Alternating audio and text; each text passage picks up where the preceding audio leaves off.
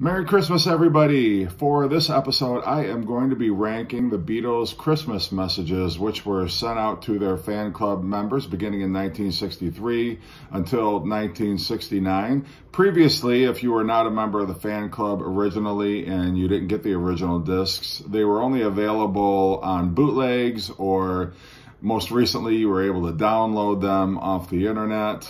However, 2 years ago, they came out with a box set, Merry Christmas Beatle People, which contained all of the fan club discs. And these were all pressed on colored vinyl. Each disc was pressed on a separate color vinyl.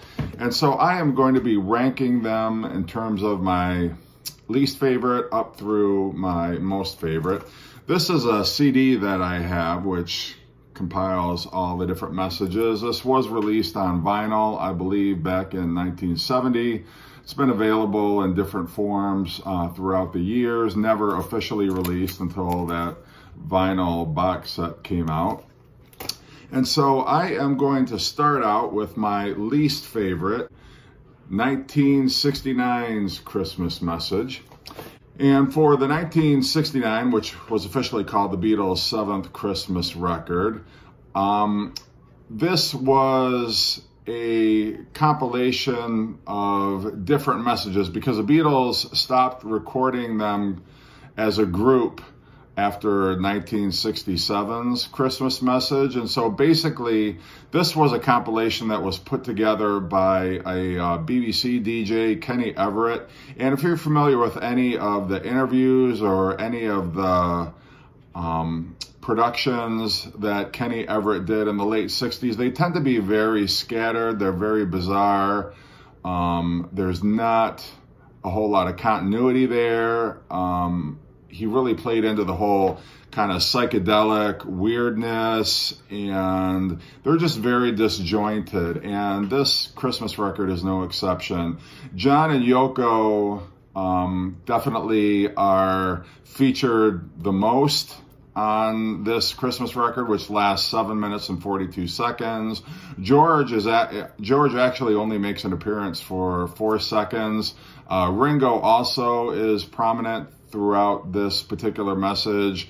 There's a little bit of Paul. Paul has a song that he plays. It's just a brief Christmas song. This is to wish you a very Merry Christmas. And it's just, for me, it's a little too disjointed. I will listen to it, but by far it's my least favorite.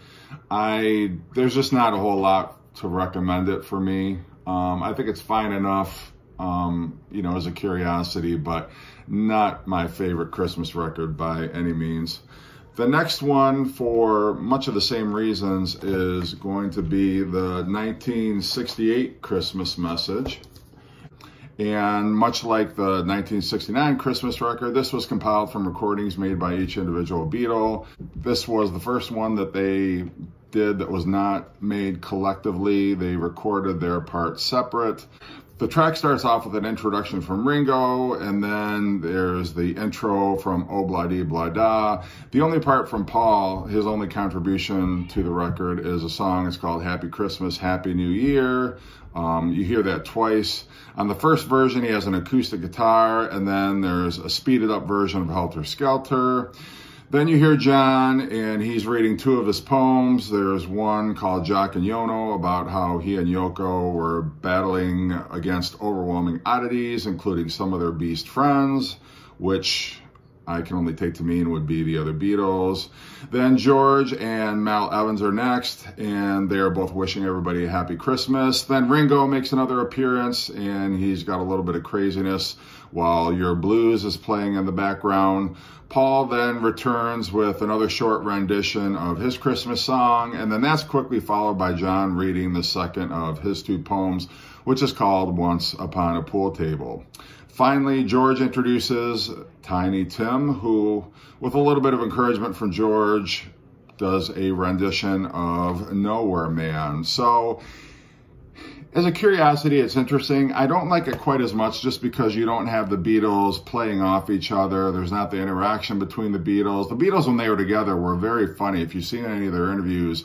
And I think that's unfortunately lost on the 1968 and the 1968 disc. My next favorite, so this would be number 5, is going to be the 1963 Christmas record. This was the Beatles' first Christmas record. It was recorded in a single afternoon session after the Beatles had completed recording I Want to Hold Your Hand and This Boy.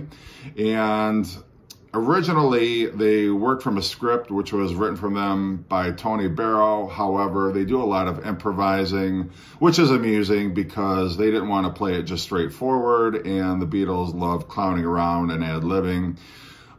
This recording was produced by George Martin, and then it was sent out to members of the fan club on December 6, 1963. It is exactly 5 minutes long.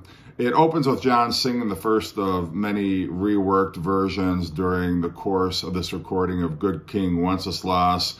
Then he goes into his scripted speech, and then he kind of starts the ad-libbing, and that kind of sends things off with the other Beatles, in turn ad-libbing their own parts.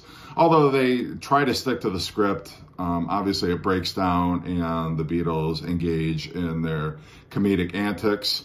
And lastly, there is a further reworked version of Good King Wenceslas. Then Paul talks about how the Beatles much prefer making records to performing live, and then he mentions that they've been recording all day before starting to record this particular message. And then, having been performing live for at least 5 years by this point, Paul comments that it is perfectly understandable. John then goes into a further rendition of Good King Wenceslas, but this time he's singing in German. Then Ringo comes in and, prompted by Paul, he wishes everyone a Merry Christmas, and then he takes a turn at singing Good King Wenceslas as a jazz number this time. And then George, who is the last to contribute, thanks to fan club secretaries, including the non-existent Anne Collingham, and finishes off with his particular version of Good King Wenceslas.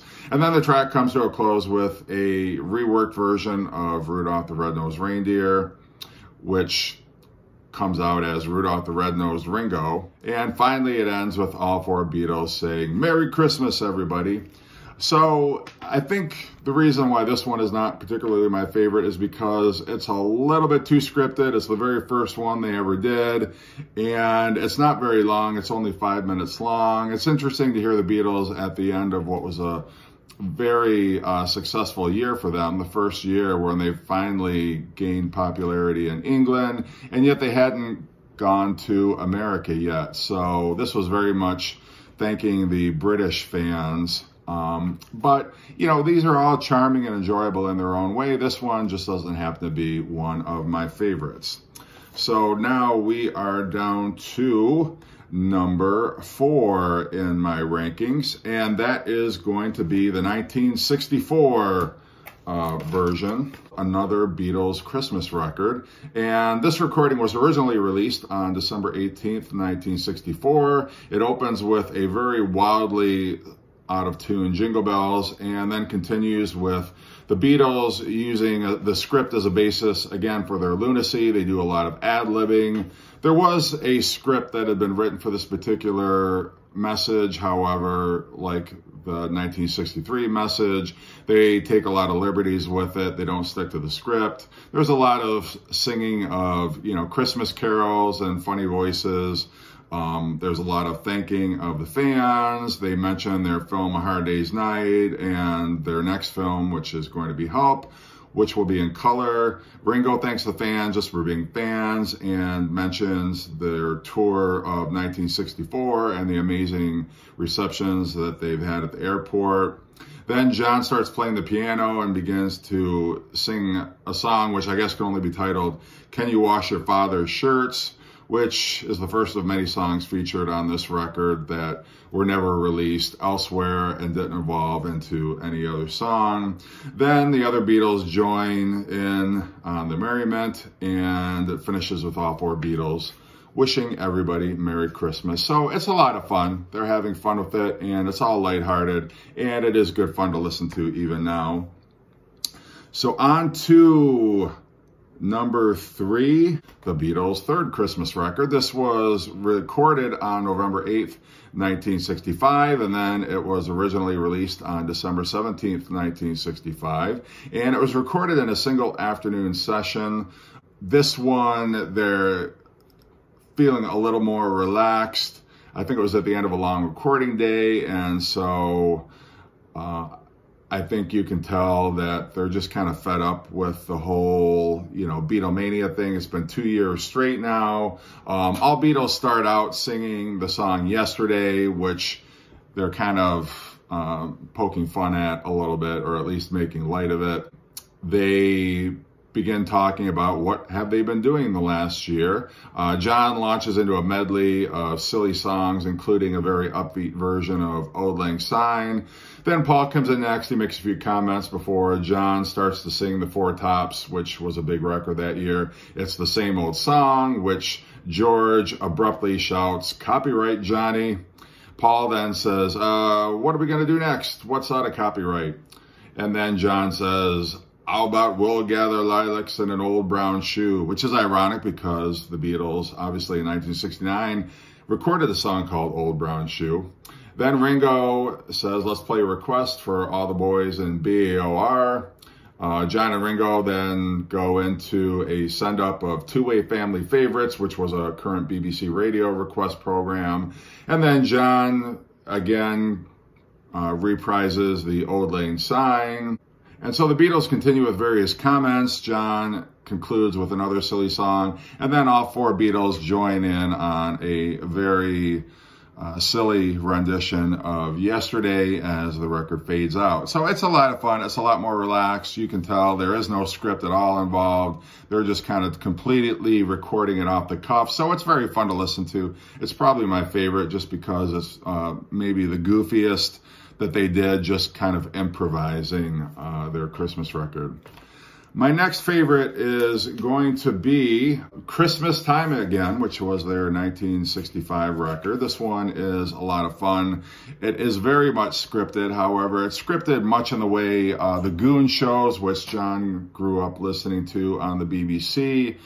They started out singing the song Christmas Time Again, which has been released in various formats over the years. Most recently, it was included on the single for Free as a Bird from the Anthology Project. Like the 1966 record, which was called Everywhere It's Christmas, this recording features songs that were specifically written for this recording. There's the title track. There's a song called Get One of These for Your Trousers. Plenty of Jam Jars, which is credited to the Ravelers. Then there's the title song, which is sort of woven throughout the length of this Christmas record, which runs 6 minutes and 10 seconds. Mel Evans actually makes a brief appearance, and George Martin, when they both say, thank you for a wonderful year. And then the recording ends with George Martin playing Auld Lang Syne on an organ while John, doing a Scottish accent, recites a poem. When Christmas Time is over, which is a lot of fun to listen to. I really enjoy the ending of that. But I think it's really, the Beatles really kind of sunk their teeth into it, and they really were having a good time. And you could tell that during the course of the recording, so I really do enjoy that one a lot. And my top favorite of all the Beatles recordings is going to be the Beatles' 4th Christmas record, Pantomime, Everywhere It's Christmas. This one was very much scripted, and this was the first time the Beatles actually put a lot of effort into not only writing songs specifically for this recording, but also kind of writing up some scripted gags, some little mini, I don't know if you want to call them sketches that they would do for this particular recording. The front cover painting was done by Paul McCartney, and they actually recorded this in the offices of Dick James Music, where both John and Paul had recorded some of the demos for their songs. This time, they actually set up a special session just to record this. Previously, they had just done the Christmas message at the end of a day's recording session, but just to show how seriously they took this particular Christmas message, they actually did this in a special session that they had set up. The song Everywhere It's Christmas is fun. It features Paul on lead vocal and piano, with John, George, and Ringo kind of tossing in odd comments and doing the harmony vocals. There is a second song called Orawenia, which is performed allegedly by a small Corsican choir, which is actually the Beatles. And there's some goon-type lunacy that the Beatles engage in. And there's a couple of scripted bits with two elderly Scotsmen, which is actually John and George, which takes place high in the Swiss Alps while they're munching on a rare cheese. There's a toast to the Queen on board the HMS Tremendous. The recording also includes a short sketch featuring John and George as Podgy the Bear and Jasper, and a visit to Feltman Mansions, where Paul, who is later joined by the other three Beatles, performs the last specially written song for this recording, Please Don't Bring Your Banjo Back. And then after a brief message from Mal Evans, the track again finishes with a reprise of Everywhere It's Christmas. So it's a lot of fun. Obviously, since the Beatles took it seriously, I think it's of the highest quality.